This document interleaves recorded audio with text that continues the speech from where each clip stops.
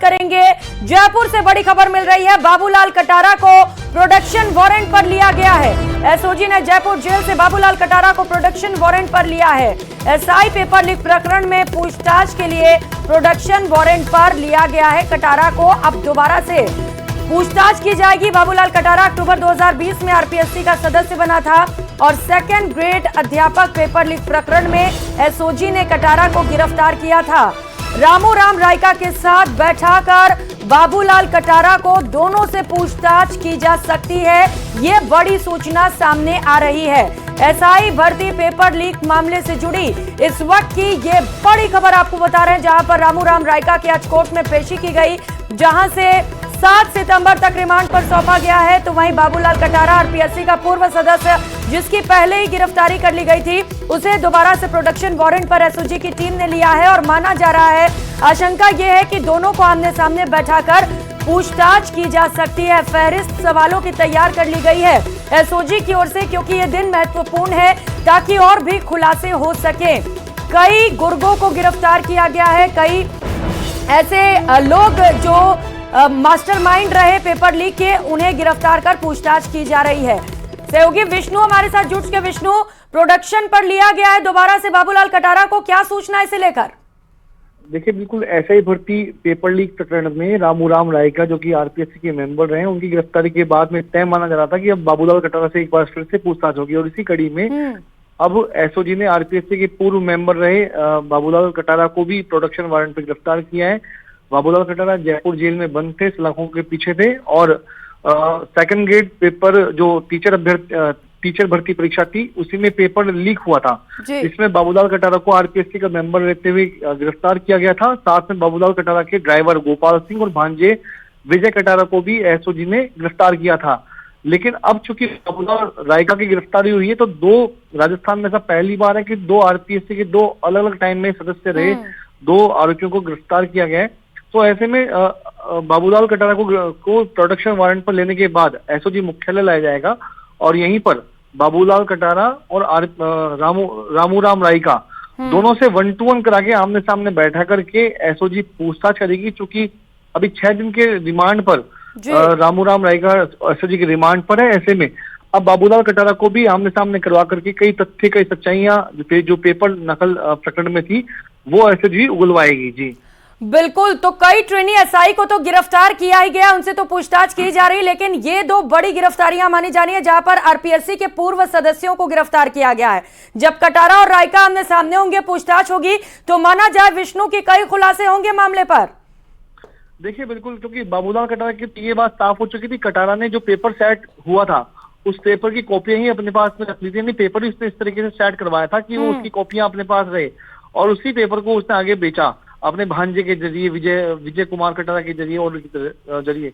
लेकिन अभी एसओजी ने ये साफ नहीं किया है। एसओजी, हालांकि जरूर ये बात बिल्कुल सूत्रों के मुताबिक साफ हो चुकी है कि रामू राम रायका ने भी नकल माफिया के जरिए ही पेपर हासिल किया था। हालांकि 2018 जुलाई से लेकर के और 2022 जुलाई तक वो आरपीएससी के मेंबर रहे थे। ऐसे में पेपर उन्होंने हासिल किया, और जो कटारा थे उन्होंने आरपीएससी का मेंबर रहते हुए उस पेपर जो सेट हुआ था उसको अपने हासिल किया था। बिल्कुल, तो दोबारा से बाबूलाल कटारा से पेपर लीक मामले को लेकर पूछताछ की जाएगी, सख्ती से पूछताछ होगी, और कई सारे सवाल तैयार कर लिए गए हैं। आप नजर बना रखिएगा विष्णु, बेहद महत्वपूर्ण होगा। तो 2 गुर्गे गिरफ्तार हो चुके हैं, लेकिन आका का अभी भी इंतजार है। जी हां, जयपुर एसआई भर्ती पेपर लीक मामले में कोर्ट ने आरोपी रामू राम राय को 7 सितंबर तक पुलिस रिमांड पर भेज दिया है। एसओजी ने रविवार को पूछताछ के बाद आरपीएससी के पूर्व सदस्य और आरोपी रामू राम राय को गिरफ्तार कर लिया था।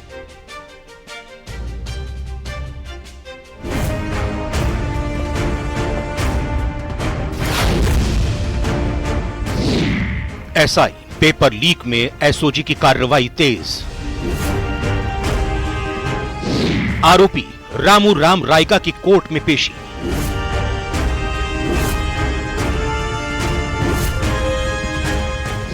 7 सितंबर तक पुलिस रिमांड पर रामू राम।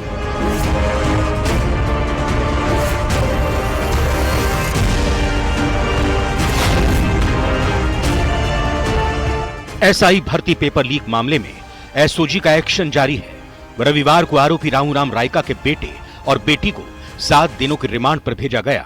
वहीं सोमवार को आरपीएससी के पूर्व सदस्य आरोपी रामूराम रायका को कोर्ट में पेशी के बाद 7 सितंबर तक पुलिस रिमांड पर भेज दिया गया। रामूराम रायका को रविवार को उस वक्त हिरासत में लिया गया था जब वो अपने बच्चों से मिलने पहुंचा था। हालांकि एसओजी ने 9 दिन की पुलिस रिमांड मांगी थी। एसओजी की दलील थी कि वो आयोग के सदस्य रहे हैं, ऐसे में दूसरी भर्तियों में भी उनकी भूमिका हो सकती है। जुलाई 2018 से जुलाई 2022 तक रामूराम रायका आरपीएससी के मेंबर रहे थे। नागौर के रहने वाले हैं, रोल थाना इलाके में वो रहने वाले हैं, जयपुर में सोडला में रहते हैं। और आरोप ये है कि उनकी बेटी शोभा की इस आरपीएससी यानी एसआई भर्ती परीक्षा में 5वीं रैंक आई थी। वहीं पर उनके बेटे देवेश की 40वीं रैंक आई थी, यानी कि बेटा और बेटी दोनों टॉप रैंक पर हासिल किए थे।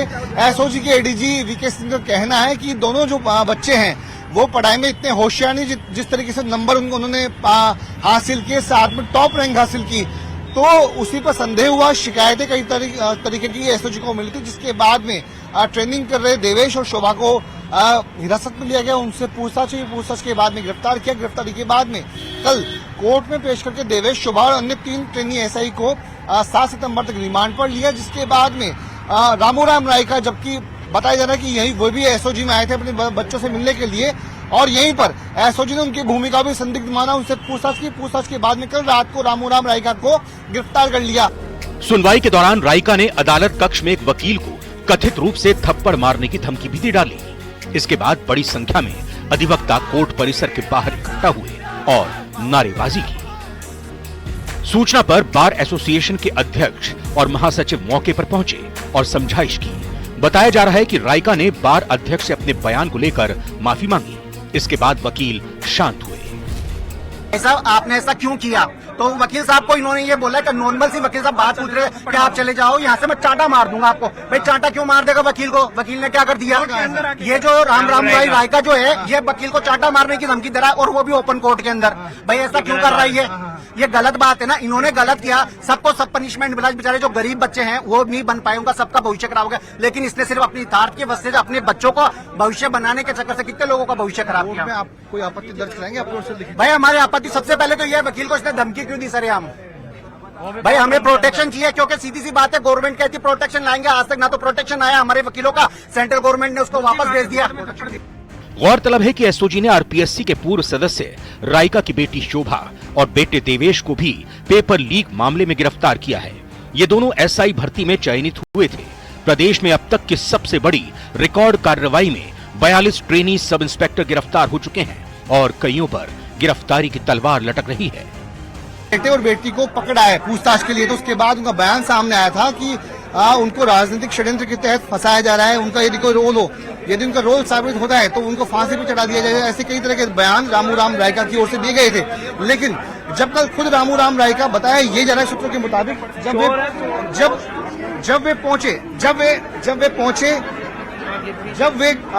जब वे एसओजी मुख्यालय पहुंचे, वहां पर उनको लगता नहीं था कि एसओजी भी उनको गिरफ्त में ले लेगी। लेकिन हुआ यही कि रामूराम रायका जब एसओजी मुख्यालय पहुंचे अपने बच्चे उसके लिए, तो उसके बाद में रामूराम रायका को भी एसओजी ने हिरासत में लिया।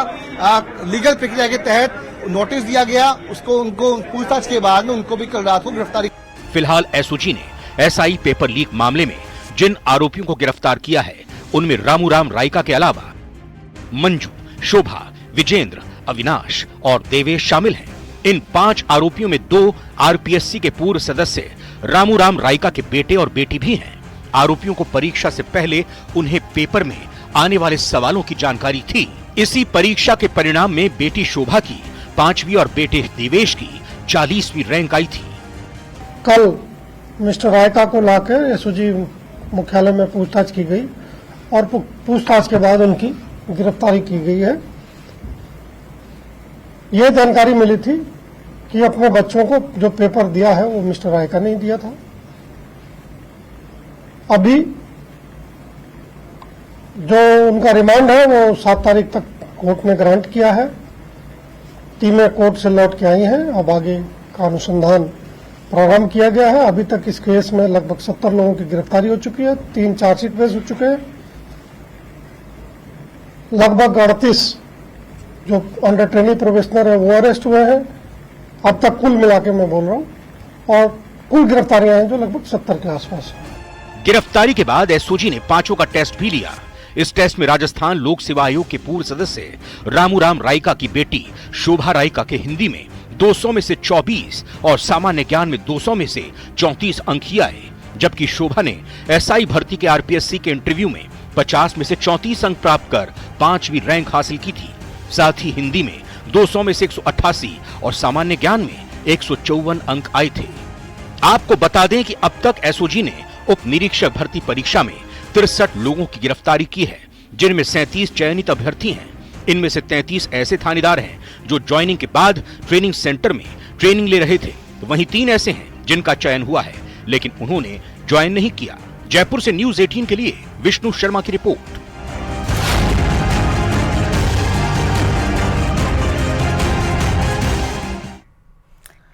और अब एक सवाल कि क्या अब बुलडोजर एक्शन नहीं होगा?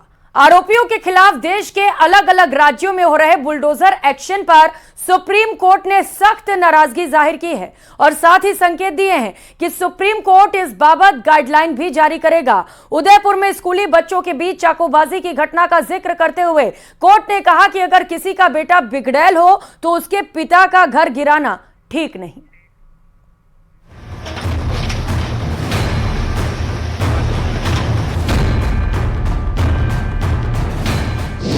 बुलडोजर एक्शन पर सुप्रीम कोर्ट सख्त, बिना कानून के नहीं गिराया जा सकता घर। आरोपी होने के आधार पर बुलडोजर एक्शन गलत।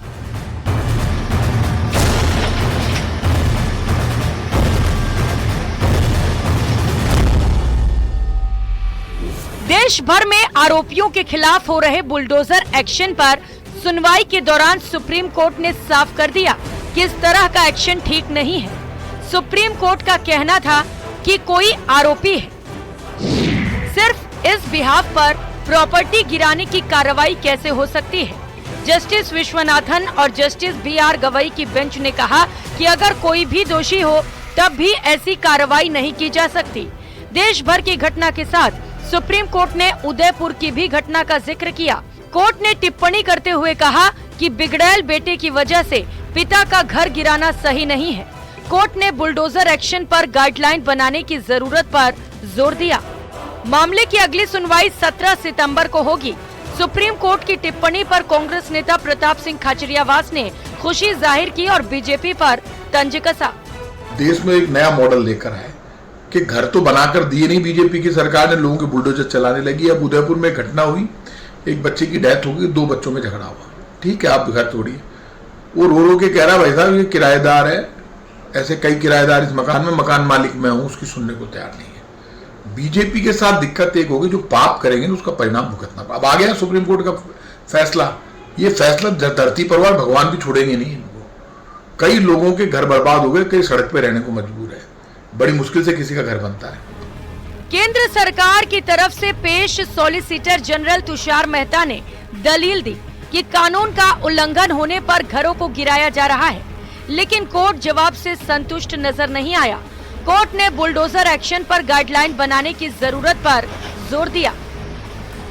ऑनरेबल सुप्रीम कोर्ट ने भी जो बात कही है वो अलग केस के लिए है, और जहां तक उल्लेख करने की बात है, जो नजीरें दी जाती है, निश्चित तौर पर राज्य सरकार भी उसका ध्यान रखती होगी, क्योंकि यहाँ भी लॉ डिपार्टमेंट है, यहाँ भी they are abandoned by the law.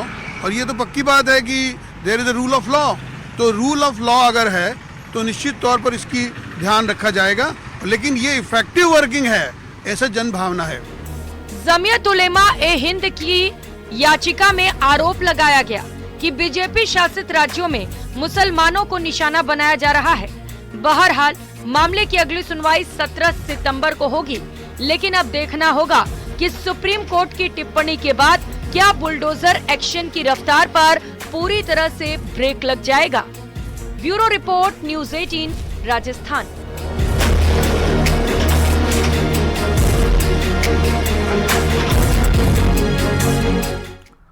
और अब बात जातिगत जनगणना पर छिड़े सियासी घमासान की करेंगे और इसके बीच आरएसएस के बयान पर भी बवाल खड़ा हो गया।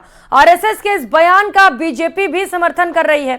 बीजेपी विधायक बाल मुकुंद आचार्य ने समर्थन किया है। उन्होंने कहा, जातिगत जनगणना होती है तो इसमें कोई बुराई नहीं।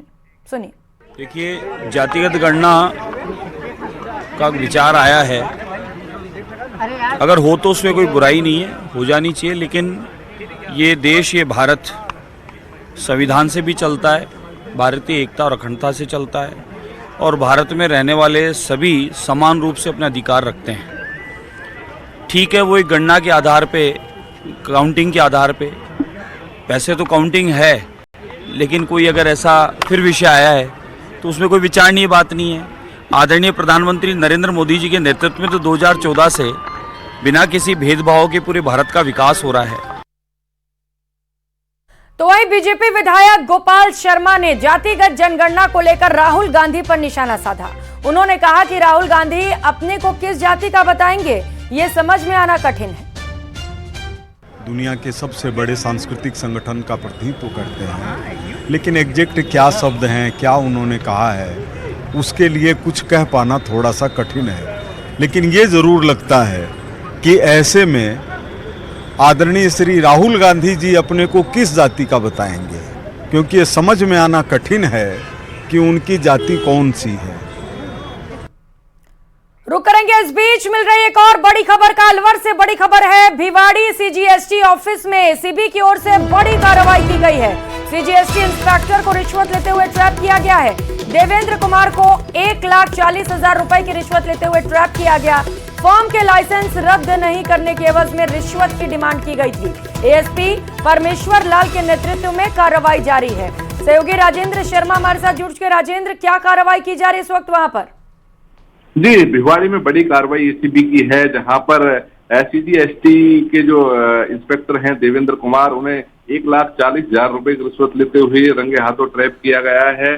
सीजीएसटी टीम के जो निरीक्षक हैं देवेंद्र कुमार, उनके द्वारा परिवादी है उसकी फर्म का जो लाइसेंस है, उसके लाइसेंस को रद्द नहीं करने की एवज में ये रकम मांगी जा रही थी। एसीबी को पूर्व में भी कई बार शिकायतें मिली, लेकिन शिकायतों का सत्यापन सही ढंग से नहीं होने के कारण कार्रवाई नहीं हो पा रही थी। लेकिन यहाँ परिवादी के द्वारा शिकायत की गई, इसका सत्यापन कराया गया। सत्यापन के बाद अभी शाम को जो टीम है परमेश्वर लाल के नेतृत्व में, एसीबी की जो ये एडिशनल एसपी हैं, उनके नेतृत्व में जो टीम है, उनके द्वारा जो दबिश की दी गई और ट्रैप की जो कार्रवाई है उसे अंजाम दिया गया है। और फिलहाल मौके पे जो कार्रवाई जी राजेंद्र, और जांच भी जारी है, देखना है और कितने रिश्वत के मामलों का खुलासा होता है। बहुत धन्यवाद आपका।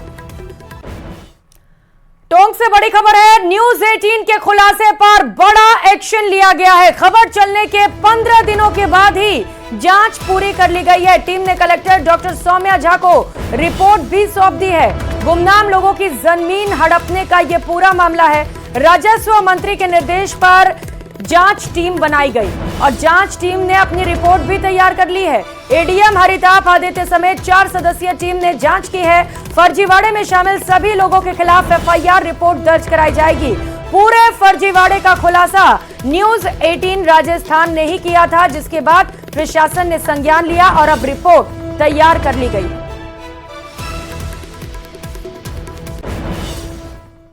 और रुक करेंगे अगली खबर का। राजस्थान सरकार देवस्थान विभाग की ओर से आज वरिष्ठ नागरिक तीर्थ यात्रा योजना 2024 के तहत पहली ट्रेन दुर्गापुरा से रामेश्वरम के लिए रवाना की गई। मुख्यमंत्री भजनलाल शर्मा ने दुर्गापुरा रेलवे स्टेशन से ट्रेन को हरी झंडी दिखाकर रवाना किया।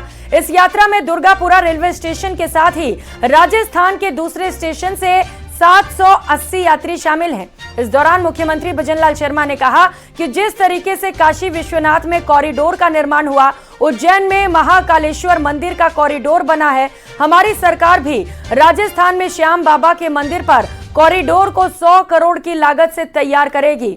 राजस्थान के मंदिरों के पुनर्विकास पर सरकार 300 करोड़ रुपए खर्च करेगी।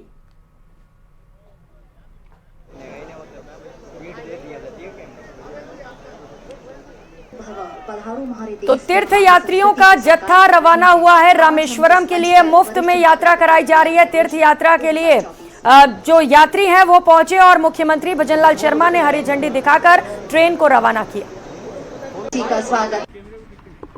780 तीर्थयात्रियों की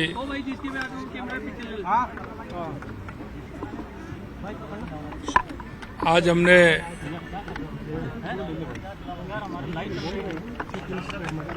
इस गाड़ी को रवाना किया है।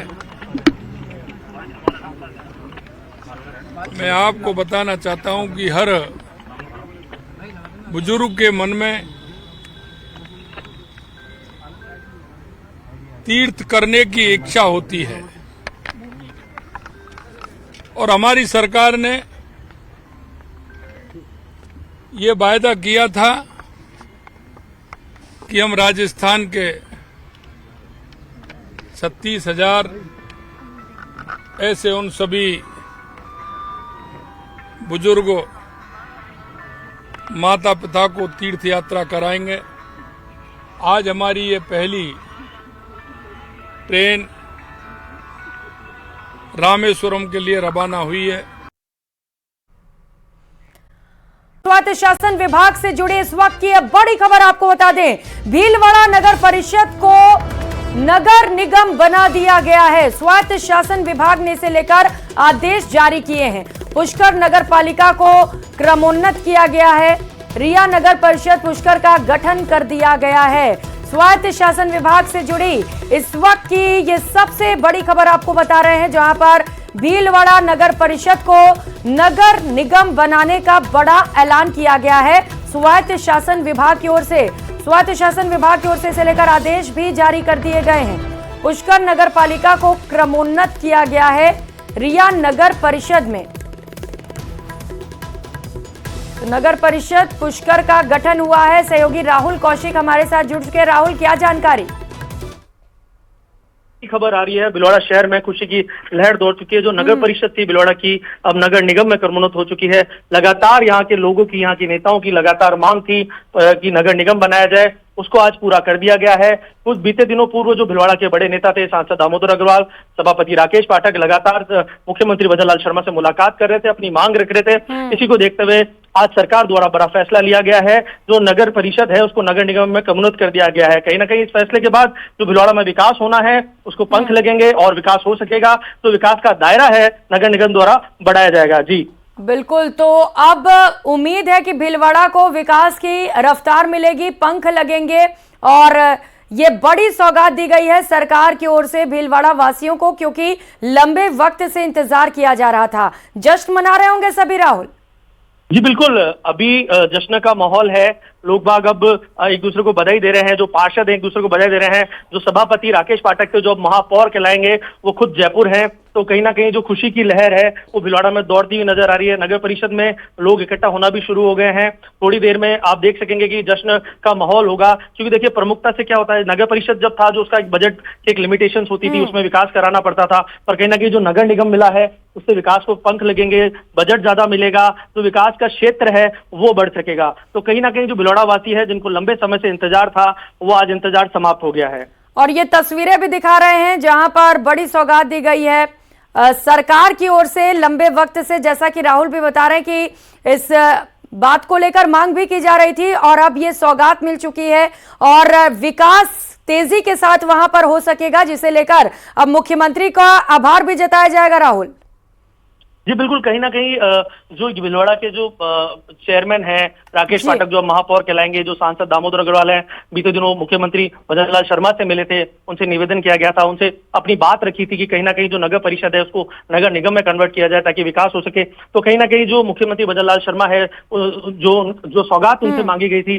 वो पूरी कर दी गई है। तो कहीं ना कहीं जो यहाँ के नेता है उनमें खुशी की लहर है, जनता में खुशी की लहर है। तब मुख्यमंत्री भजन लाल शर्मा का आभार भी व्यक्त कर रहे हैं। जी, तो कौन कौन से बड़े बदलाव देखे जाएंगे राहुल नगर परिषद को, चूंकि अब नगर निगम बना दिया गया है? जी बिल्कुल, कहीं ना कहीं जो नगर परिषद का दायरा होता था, एक सीमित दायरा होता था, वो दायरा बढ़ जाएगा। जो क्षेत्रफल है वो बढ़ेगा। जो बजट आना है वो बड़ा बजट आएगा, जिससे विकास हो सकेंगे। जो पार्षद चुने जाएंगे उनके हाथ में कई बजट अधिक होगा, तो वो अपने जो वार्ड में है, जो अपने क्षेत्र में अधिक विकास कर पाएंगे। जो महापौर होंगे वो और मजबूत डिसीजन ले पाएंगे, क्योंकि देखिए वस्त्र नगरी है, यहाँ पर विकास की मांग लगातार रहती है और कई चीजें हैं जो डेवलपमेंट अभी भी मांग रही है। विकास हो रहा है पर जो उसकी गति है उसको लगातार नगर निगम बनने के बाद गति मिलती रहेगी। राइजिंग राजस्थान समिट के जरिए लगातार उद्योगों में इन्वेस्ट करने की भी अपील की जा रही है सरकार की ओर से, और माना जाए राहुल की भीलवाड़ा में अब जो उद्योग है वो तेजी के साथ बढ़ेगा, इन्वेस्टमेंट भी बढ़ेगा और विकास भी तेजी के साथ हो सकेगा इस फैसले के बाद। जी बिल्कुल, सरकार का जो ये फैसला है नगर निगम बनाने का, उसको कहीं ना कहीं जो व्यापारी वर्ग है, जो इंडस्ट्रियल वर्ग है, वो इसके प्रति आकर्षित होगा। भीलवाड़ा में जो नई इंडस्ट्री है वो स्थापित होगी, जो पुरानी इंडस्ट्री है वो और स्टैब्लिश होगी, मजबूती से आगे बढ़ेगी। कहीं ना कहीं जो उद्योग नगरी इसको कहा जाता है, वस्त्र नगरी जो इसको कहा जाता है, वो और मजबूती से आगे बढ़ेगी। जो नए उद्योग है वो आएंगे, जो पुराने उद्योग हैं और मजबूत होंगे। जो विकास की गंगा है वो यहाँ बहेगी, लोगों को कहीं ना कहीं रोजगार मिलेंगे। जो यहाँ के उद्योगपति हैं, जो यहाँ पर काम कर रहे हैं, वो और उद्योग को बढ़ावा देंगे और नए उद्योगों की यहाँ पे सर्जन होगा। राहुल, तो तेजी के साथ अब विकास हो सकेगा जिले में, और इसी को लेकर एक बड़ी सौगात के तौर पर इस फैसले को देखा जा रहा है। बहुत धन्यवाद आपका राहुल तमाम जानकारियों के लिए। तो दौसा से एक और बड़ी खबर है, जहां पर भजन लाल सरकार ने दौसा को बड़ी सौगात दी। इससे पहले भीलवाड़ा को जो सौगात मिली वो हमने आपको दिखाया। अब दौसा से बड़ी खबर सामने आ रही है, जहां पर मुख्यमंत्री ने सौगात दिया है। लालसोट नगर पालिका को नगर परिषद के रूप में क्रमोन्नत कर दिया गया है। तृतीय श्रेणी नगर पालिका बांदीकुई को द्वितीय श्रेणी में क्रमोन्नत किया गया है। चतुर्थ श्रेणी नगर पालिका महुआ को तृतीय श्रेणी के रूप में क्रमोन्नत किया गया। राजस्थान सरकार के स्वायत्त शासन विभाग ने इसे लेकर अधिसूचना जारी की है। और चलिए